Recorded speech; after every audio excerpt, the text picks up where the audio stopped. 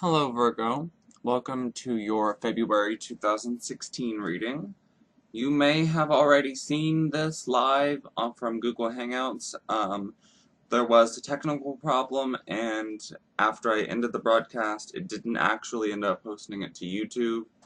It said I was still live on YouTube and had a blank screen. It wasn't, and people seemed like they were getting pretty upset on there about it, and it won't let me delete it, so I'm sorry if it still says I'm live on there. However, I did want to re-record this. I already have the cards laid out because I already did the reading on Google Hangouts. But I did still want to bring you the messages from the card this month, Virgo. That way everyone can see this still.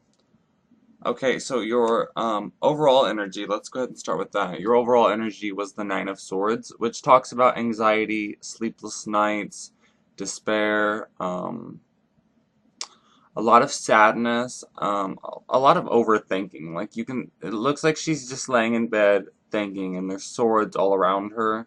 Um, and in this card, um, you see the moon. It's just when I see that, it makes me think of the moon card and the illusion surrounding that. So. I do think that there's things that you're just not fully aware of yet, and I think that there's information that once you get, it might change your outlook on things. So just try to remember that, and that you might not have all the information. Things might seem bad now, but the full information may change that a bit. So your current situation was the Nine of Wands. And the Nine of Wands talks about how you went through a lot of hard times. It's kind of felt like war. But it says courage, persistence, test of faith, and resilience. So I do think that I'm not saying that you're going to end up in February fully going through it and getting past it. Whatever situation's been going on in your love life. That may have not been so great. And it may have been something for some of you Virgos that's happened a while ago. It might not be something that happened recently or anything like that necessarily. I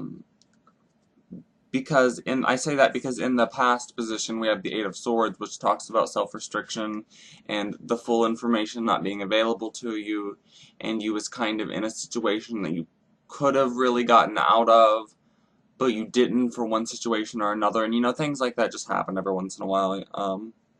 It is a really unfortunate situation though, Virgo, and I'm sorry that that did happen to you in the past.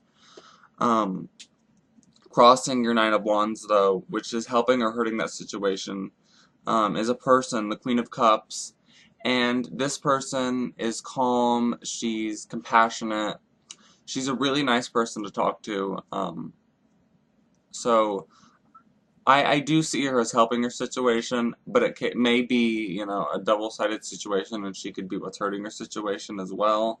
I don't really see that, but for some of you, since this is general reading, of course, that may apply. For most of you, it'll be who's helping you in this situation, I think. What comes below you is the Seven of Pentacles. And the Seven of Pentacles says vision, perseverance, proof, reward, investment. So since there is this illusion, it may be, you get proof of some kind, and or it may be that you've gotten proof, because this is coming below you. It may be that you've gotten proof and you didn't really believe it. Well, proof. It may just be, there may have been some money factors involved for some of you. It may have even been money factors involved that you wasn't even aware of. So, that could be, the situation, because there's a lot of illusions surrounding you this month. With the overall energy, the Eight of Swords in your reading, I get that with the outcome card, which we'll get to that. I even kind of get that in the Hopes and Fears card because of the image on the card. So there's a lot of illusions surrounding you this month, Virgo. And I hate it when that surrounds you, because as a Virgo, especially, I think everybody does, but as a Virgo especially, you do a lot of overthinking, and you kind of really want to know the full story, and when you don't, it just isn't good. I can't get this card up. It's like partially under the keyboard. There. Okay.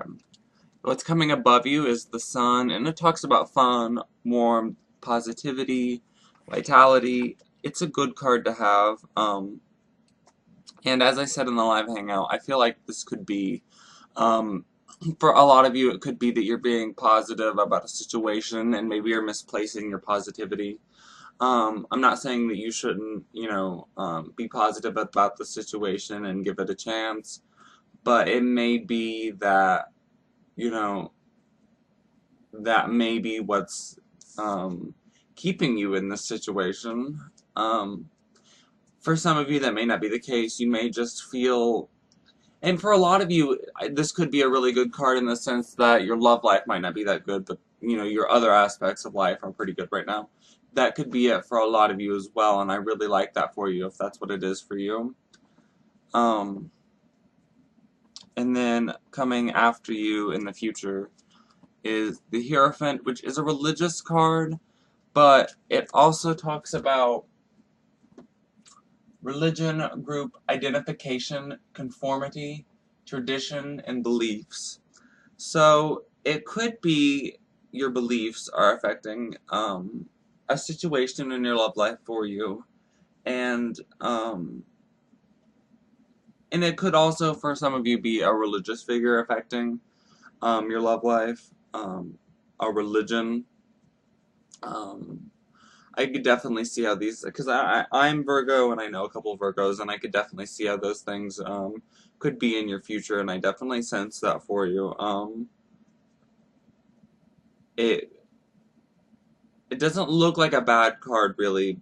Um, there's just a lot of illusion surrounding it though, so I think that I feel like March could possibly get better for you. I'm not saying all of March, but at some point in March, I do think that it will probably get better. Um, yeah. How you see yourself as the Ten of Pentacles, and that could be talking about how you see yourself as being a person good with money. And whether you see yourself as that or not, Virgo, you are a person that's good with money. Um, and because of that, your hopes and fears here is the Ten of Wands, and it talks about overworking yourself and things like that. And, don't overwork yourself, Virgo. Um, you don't need to. You are a smart person, you're a good thinker, and you don't need to run yourself completely dry, and that may be affecting your current love life situation as well. Um, what did the Ten of Wands say other than that, though? Burden, responsibility, hard work, stress, achievement.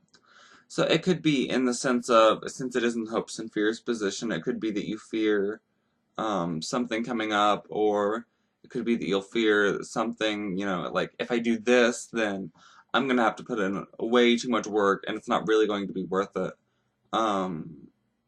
That could be a situation for some of you as well.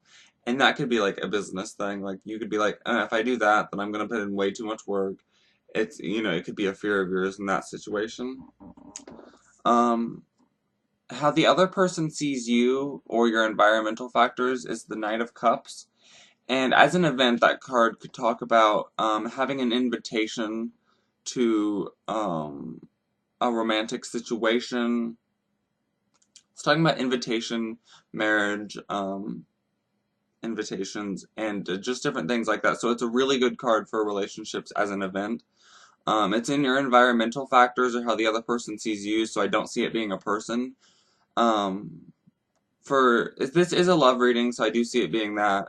But for a select few of you, that card as an event can also mean a creative project coming through, like art or something like that. And that could definitely affect your love life situation too, especially if that's your profession. But if that is your profession, don't overdo it and overwork yourself, Virgo. And then the outcome card I was talking about earlier is the Moon. And also, speaking of the Moon, notice the Moon is in the corner of this card too. That Moon just really stands out to me because I do see a lot of illusion for you, Virgo, this month. a lot of things that you aren't aware of, and